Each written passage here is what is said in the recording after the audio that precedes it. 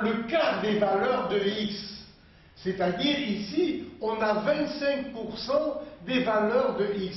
Vous voyez, x2, x3, x4, il y a le quart des valeurs de la variable x.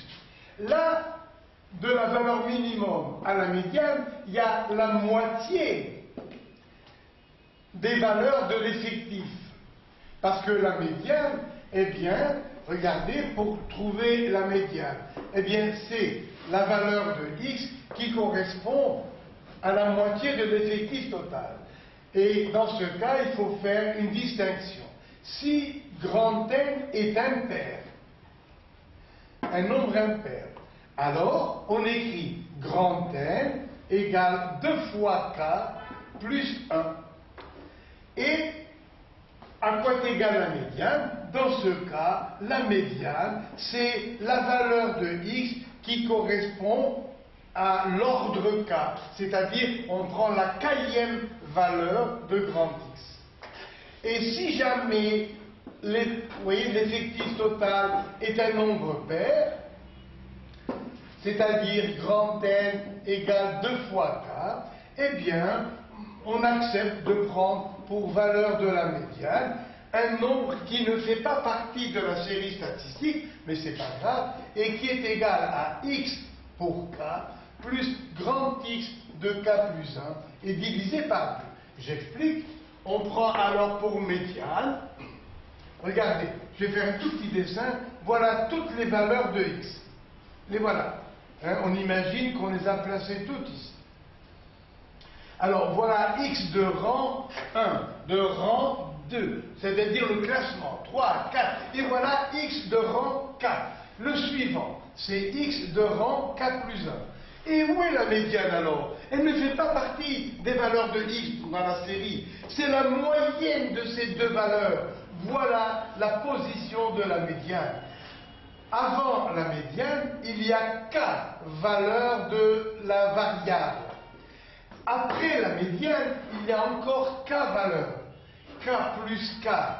Vous voyez, ça fait 2k valeurs. Mais la médiane ne fait pas partie de la série statistique, c'est pas grave. La médiane, c'est une des valeurs de x qui sépare la série en deux autres séries de même effectif égale à k. Donc ici, il y a k valeurs de x, ici aussi. Et la médiane, eh bien, elle est au milieu, d'après cette formule. C'est l'abscisse du milieu de cet intervalle. Donc, on a comme ça la valeur de la médiane. Donc, si n, c'est une petite révision, si n est impair, la médiane, oui, c'est la valeur de x de rang k plus 1. Pardon, j'ai oublié le 1, de rang k plus 1. Parce que 2k plus 1, comment ça va se dessiner? Regardez, là, il y a k valeurs. Ici, il y a k valeurs. Et voilà la k plus 1e valeur. Et c'est elle, de grand X, c'est elle qui est la médiane. Donc si n est impair, la valeur de la médiane, c'est l'une des valeurs de x dans la série statistique. Et son classement, c'est k plus 1. Et la médiane fait partie de la série statistique. Mais si grand N est pair, n égale 2k, voilà k valeur avant la médiane, k valeur après la médiane, et c'est pas grave, la médiane ne fait pas partie de la série statistique. Alors, jusque-là, nous avons 25% des valeurs de la variable. De là à là, il y en a 50. Il y a la moitié des valeurs de la variable. Donc, du premier quartile à la valeur de la médiane, vous aurez encore 25% des valeurs de x. Et ici, Q3, eh bien, Q3 est égal à la valeur de x qui correspond aux 3 quarts de l'effectif total. Et comme tout à l'heure, si jamais 3n sur 4 est un nombre décimal, alors on prendra pour rang de Q3 le rang du nombre entier immédiatement supérieur à 3n sur 4. Et voilà x maximum. Vous voyez, de x minimum à x maximum, il y a toutes les valeurs de la variable. Il y a 100% des valeurs de x. Et de là jusque-là, il y a les trois quarts, c'est-à-dire 75%. Nous avons jusqu'ici 75% des valeurs de la variable. Mais jusque-là, il y en a 50%. Alors, de là à là, il y a 25% des valeurs de la variable. Jusqu'ici, de là à là, il y a 75%. Donc, il va rester là encore 25% des valeurs de la variable. Lorsqu'on dessine ce diagramme, eh bien, on l'appelle diagramme en boîte, parce que je veux bien accepter que ça ressemble à une boîte.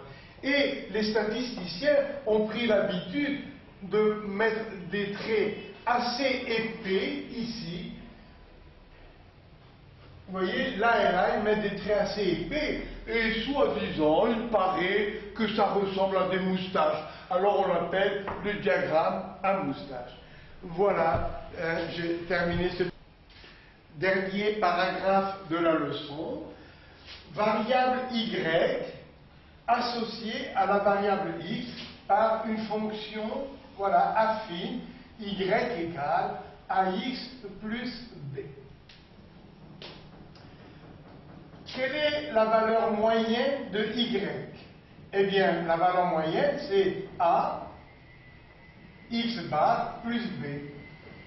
Après, pour l'écart type, pour la valeur y, eh bien, on démontre que ça fait valeur absolue de a fois sigma l'écart type pour x. Et pourquoi valeur absolue? Parce que les écarts types sont des nombres arithmétiques, donc positifs. Et après, on démontre aussi que l'écart interquartile, c'est-à-dire la différence entre Q3 et Q1 pour la variable y, est égal à valeur absolue de a fois l'écart pour la variable, l'écart interquartile pour la variable grand X. Voilà, il faut le savoir. Vous avez le droit d'appliquer ces formules si jamais on vous les demande. Alors, je vous remercie et je vous dis à la prochaine leçon. Encore merci.